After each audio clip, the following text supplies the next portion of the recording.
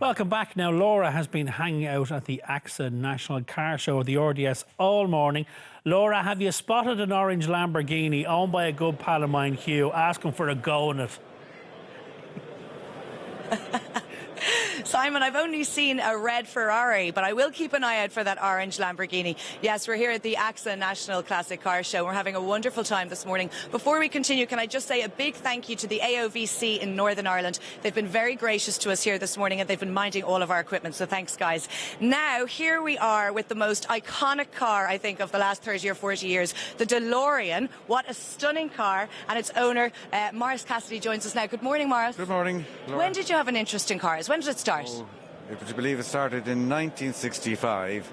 I was in university and I saw a Model T Ford advertised in Kilchima. My brother, myself and two friends went down and bought it for £69. From £69 to an awful lot more, I'd imagine. So I've been playing with old cars for a long time, you know. When did you become interested in the DeLorean? Was it pre-Back to the Future? It was pre-Back to the Future. I think John DeLorean was a very iconic guy. He was a very charismatic guy. The fact that he went to manufacture the cars, tried to manufacture them in the Republic, was refused the money, went up the north, got 85 million from the British government and only lasted 2 years. So it's a car and a man. It makes a good story. Well, that's what we love here in the show, personal stories. So how did you find this DeLorean, and how long has it taken you to restore it to its beautiful condition? This is my third DeLorean. My eldest son, Frank, lives in San Diego, which of course is, with the climate, is the home of a very good place for old cars. And Frank located this one for us. So I have it about 12 months. It was in quite good condition when we bought it, so I think about 12 months. And do you take it out for a spin to your local Centra? Yeah. On dry days, yeah. Do you allow anyone else drive it?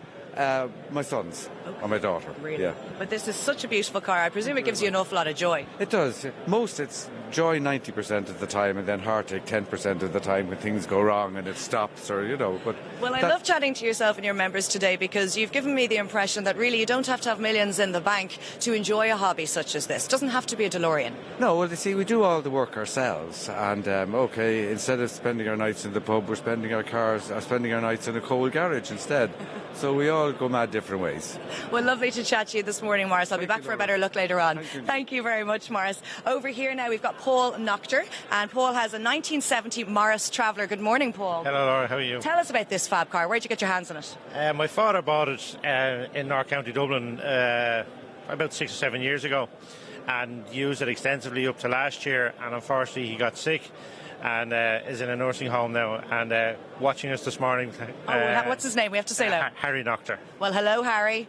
Thank you very much for allowing us to showcase your car. I hope he knows that. Yes, very much so. So talk us through this car. I love the colour green. Yes, that was a standard colour at the time. This car came in from Scotland and was restored in Scotland, and as I say, we've used it extensively. My daughter drives it now a lot, so the whole family is involved. Yeah. And in terms of today's cars and how it rates, how fast can you go in the car? Does it break down an awful lot? No, it's very, very reliable. It'll drive up to 50 mile an hour quite comfortably.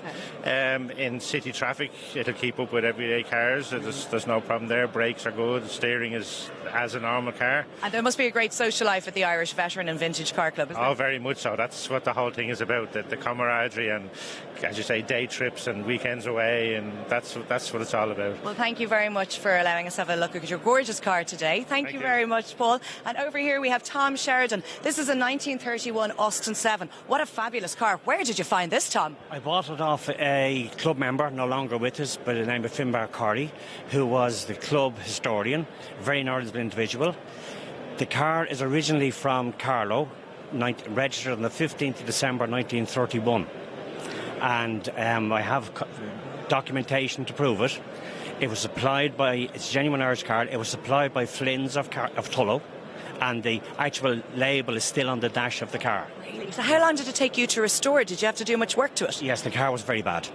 A total rebuild over a period of, say, 10 years. Where did you even get the parts from? I mean, the car is 8 years old. Parts are readily available in the UK.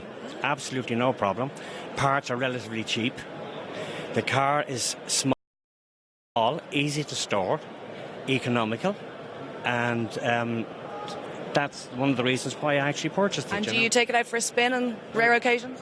That hasn't been for a spin yet. It was only finished on Thursday night. My goodness. So listen, can we take it on its maiden drive around the RDS? I would gladly bring you for a spin. Yes. Great. That was my first invitation. 200 cars. It took me 2 hours to get one. Tom, pleasure chatting to you today. Obviously, yourself and the gang will be here all weekend showcasing these cars. We will, yes, and we speak to anybody that wants any information. Okay. Well, pleasure to chat to you, Tom. Thanks, Mill. Back to studio, guys. Oh, I like that one too. Thank you, Laura. Now, often we can be terrified of prints, thinking they can add bulk or